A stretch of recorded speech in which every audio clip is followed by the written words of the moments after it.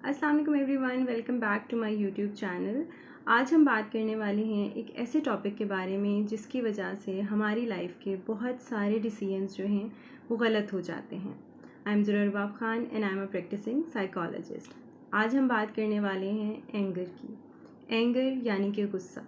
हमें गुस्सा क्यों आता है, गुस्से के पीछे क्या रीज़न्स हो सकते हैं, हम उसे किस तरह से मैनेज कर सकते हैं अपनी लाइफ में और अपने डिसीजंस को किस तरह से हम बेहतर बना सकते हैं। So let's start with the video. अच्छा, एक इंटरेस्टिंग बात ये है कि जब हमें गुस्सा आता है तो हमें लगता है कि हम लॉजिकली नहीं सोच रहे। उस टाइम पे जो चीज़ हमें लॉजिकल लग रही होती है बेसिकली वो हमारी इमोशनल चीज़ होती है। तो गुस्से के पीछे बहुत सारे फैक्टर्स हो सकते हैं, लाइक आपकी कोई अनमेट नीड्स हो सकती हैं, आपके गुस्से के पीछे कोई आपकी डिज़ायर हो सकती है जो फुलफ़िल ना हुई हो, या फिर ऐसा हो सकता है कि आपकी लो सेल्फ़ इस्टीम हो सकती है कि अगर आपको कोई बात कोई किसी शख्स ने कोई बात की है तो आप उस पर फ़ौरन से रिएक्टिव हो जाते हैं, ठीक है, या आप बहुत जल्दी ट्रिगर हो जाते हैं। तो गुस्सा बेसिकली एक नेचुरल इमोशनल रिस्पॉन्स है। Basically anger is an emotion, ठीक है, जो एक नेचुरल है, हम सब में होता है। लेकिन प्रॉब्लम तब आती है जब किसी इंसान में गुस्से की इंटेंसिटी बढ़ जाए, जब वो अपने गुस्से पे कंट्रोल ना कर पाए, जिसकी वजह से उसकी लाइफ में बहुत सारे प्रॉब्लम्स आना शुरू हो जाएं, जिसकी बिना पे उसकी लाइफ रुकना शुरू हो जाए। तब हम कहते हैं कि गुस्सा जो है हमें बहुत सारी लाइफ की इम्पॉर्टेंट चीज़ों में हर्डल बन रहा है। तो अब हम बात करते हैं कि गुस्सा किस तरह से वर्क करता है। कोई एक बलून की एग्जांपल दूंगी। लाइक अगर आपने एक बलून देखा है तो आपने देखा होगा कि अगर हम उसमें हवा भरते जाएं तो एक पॉइंट आता है कि वो बर्स्ट आउट हो जाता है, वो फट जाता है। उसका रीज़न क्या है कि उसकी एक कैपेसिटी है। इसी तरह से इंसान के इमोशंस को बिल्डअप करने की भी एक कैपेसिटी है। अगर आप गुस्सा अपने अंदर रखते हैं और बहुत टाइम तक आपके इमोशंस बिल्डअप होते रहते हैं, बॉयल अप होते रहते हैं, आप उन्हें वेंट आउट नहीं करते, आप जाके किसी से उनके बारे में बात नहीं करते या अपनी जो अनमेट नीड्स हैं उनको एड्रेस नहीं करते, then there comes a point कि आप बर्स्ट आउट करते हैं। वो एंगर की फॉर्म में निकल सकता है। तो अब हम बात करते हैं कि हमें गुस्सा डे टू डे चीज़ों पे आता है या किसी स्पेसिफिक पर्सन पे आता है या किसी स्पेसिफिक सिचुएशन पे आता है। लेट्स सपोज कि कोई स्पेसिफिक पर्सन है, जब भी वो आपके सामने आता है यू फील ट्रिगर्ड, और उसकी किसी भी छोटी सी बात पे भी आप फ़ौरन से रिएक्टिव हो जाते हैं। एक सिनेरियो ये है। एक और सिनेरियो है जिसमें ये होता है कि आपको लगता है कि ये सिचुएशन ऐसी है विच आई कैन नॉट टॉलरेट, ठीक है। समटाइम्स एंगर आपका ट्रॉमा रिस्पॉन्स भी हो सकता है। आपका कोई ट्रॉमा गुजरा होता है जिसमें आपने बहुत हेल्पलेसनेस फील की होती है, तो समटाइम्स आपकी हेल्पलेसनेस भी आपके एंगर में शिफ्ट हो जाती है। तो इस तरह से गुस्से की या एंगर की बहुत सारी चीज़ें एसोसिएट हो सकती हैं। हम मैनेजमेंट ऑफ एंगर की बात करते हैं तो उसमें सबसे पहले आपने एक टिप याद रखनी है कि आपने अपना रिस्पॉन्स डिले करना है, जिसको हम कहते हैं डिलेइंग द रिस्पॉन्स। सपोज़ आप किसी सिचुएशन में हैं और आपको वहाँ पे किसी ने कोई ऐसी बात की है, ठीक है, जो आपके लिए ट्रिगरिंग थी, आपको फ़ौरन से बुरा लगेगा। तो आपने उस सिचुएशन में क्या करना है, you have to step back और आपने थोड़ा सा अपना रिस्पॉन्स डिले करना है। लेट्स सपोज़ कि आपकी कोई फ्रेंड है या आपका कोई फ्रेंड है, उन्होंने आपको मैसेज किया है और आपने वो मैसेज पढ़ा और फ़ौरन से आप ट्रिगर हो गए। आपने ये भी नहीं सोचा कि इस मैसेज के पीछे उसकी इंटेंशन क्या होगी। हो सकता है कि वो किसी और पर्सपेक्टिव में आपसे बात कर रहे हो। तो आपने क्या करना है, आपने फ़ौरन से रिस्पॉन्ड नहीं करना, आपने थोड़ा सा अपना रिस्पॉन्स डिले करना है। जब आप रिस्पॉन्स डिले करेंगे तो आप देखेंगे कि आपके गुस्से की इंटेंसिटी जो बिल्डअप हुई थी वो ग्रेजुअली लोअर डाउन होना शुरू हो गई है। तो डिलेइंग द रिस्पॉन्स जो है वो एक बड़ी बेनिफिशियल टेक्निक है एंगर मैनेजमेंट की।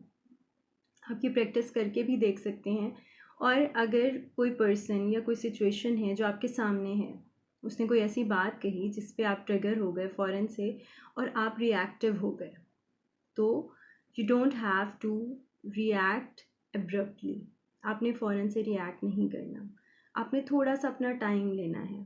आपने सोचना है कि अच्छा, अगर उसने मुझे ये बात की है तो इसके पीछे क्या कॉजेज़ हो सकती हैं। हो सकता है कोई डिफरेंट रीज़न हो सकता है वो किसी और माइंडसेट में हो।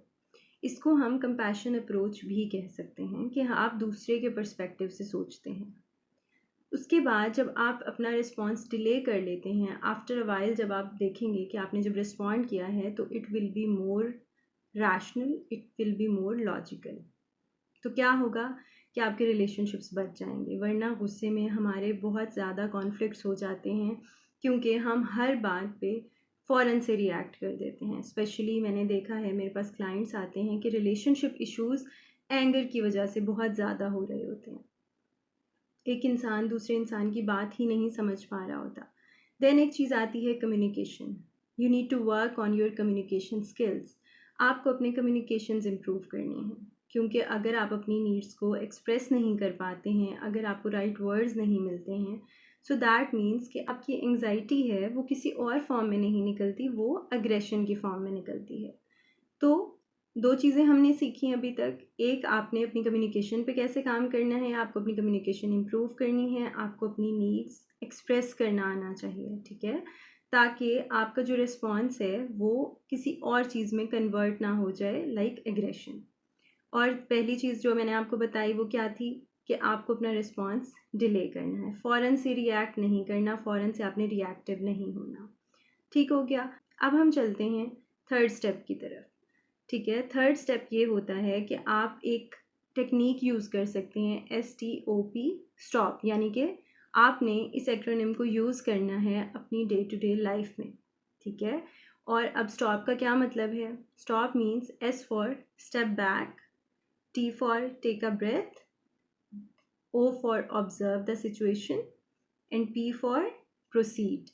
It's more like a delaying response. लेकिन जब भी आपको लगे कि आप में नेगेटिव इमोशंस बिल्डअप हो रहे हैं, लाइक आपको गुस्सा आना शुरू हो गया है, आपने पहले से प्रिडिक्ट कर लिया है कि आप गुस्सा करने वाले हैं, तो what you need to do is कि you have to give that instruction to your mind कि स्टॉप। और आपको पता है कि स्टॉप किस चीज़ का एक्रोनिम है? Step back, take a breath, observe and then proceed. ये आपको काफ़ी हद तक गुस्से को कंट्रोल करने में हेल्प आउट कर सकता है। इसके अलावा गुस्से की 2 फॉर्म्स हो सकती हैं। एक होता है एक्टिव एग्रेशन और एक होता है पैसिव एग्रेशन। जब हम एक्टिव एग्रेशन की बात करते हैं, दैट मीन्स कि आपने एक्टिवली उसमें रिएक्ट कर दिया। दूसरी टाइप जो होती है वो पैसिव एग्रेशन की होती है, which is more like a thing जो बहुत हार्मिंग हो सकती है आपकी मेंटल हेल्थ के लिए।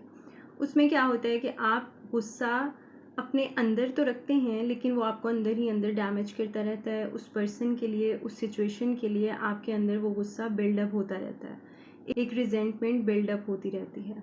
तो क्या होता है कि आप सार्केस्टिक हो जाते हैं, आप तंज यूज़ करते हैं, आप उसको डिफरेंट डिफरेंट तरीक़ों से रिवेंज लेना चाहते हैं, आप ह्यूमर का इस्तेमाल करते हैं उस पर्सन को बुरा फील कराने के लिए। तो ये सारी फॉर्म्स जो होती हैं पैसिव एग्रेशन की हो सकती हैं। तो अगर आपको लगता है कि आपके इमोशंस को एक इमोशन कंट्रोल कर रहा है, दैट इज़ एंगर, तो you need to manage it. आपको देखना है कि हर सिचुएशन में आपने रिएक्ट नहीं करना, हर सिचुएशन को आपने पर्सनलाइज नहीं करना। सो अगर तो ये टिप्स आप अप्लाई करेंगे अपनी डेली लाइफ में, तो it might help you manage your aggression. लेकिन फिर भी अगर आपको लगता है कि आपका एग्रेशन इस हद तक बढ़ चुका है या आपकी अनमेट नीड्स इस तरह की हैं जो आपको एक्सप्रेस करने में प्रॉब्लम होती है, कम्युनिकेट करने में प्रॉब्लम होती है, तो you should go to a mental health professional, ताकि वो आपको हेल्प आउट करें कि आपको अपनी वेलबींग का कैसे ख्याल रखना है, कैसे आपने ये चीज़ें लर्न करनी है और अपने एंगर से कैसे कोप करना है, अपनी कम्युनिकेशन कैसे बेहतर बनानी है, अपने ट्रॉमास से कैसे हील करना है। ठीक है, ये सारी चीज़ों पे जब आप काम कर लेंगे तो आप देखेंगे गुस्से की इंटेंसिटी वैसे ही आपकी लाइफ में काफ़ी हद तक कंट्रोल हो जाएगी। To watch more videos like these, please subscribe to my channel, क्योंकि मेरा मकसद मेंटल हेल्थ को प्रमोट करना है। I want you to be the part of this journey, so that हम मेंटल हेल्थ को स्प्रेड कर सकें और जितना मैक्सिमम हो सकता है लोगों तक इसकी अवेयरनेस पहुँचाएँ।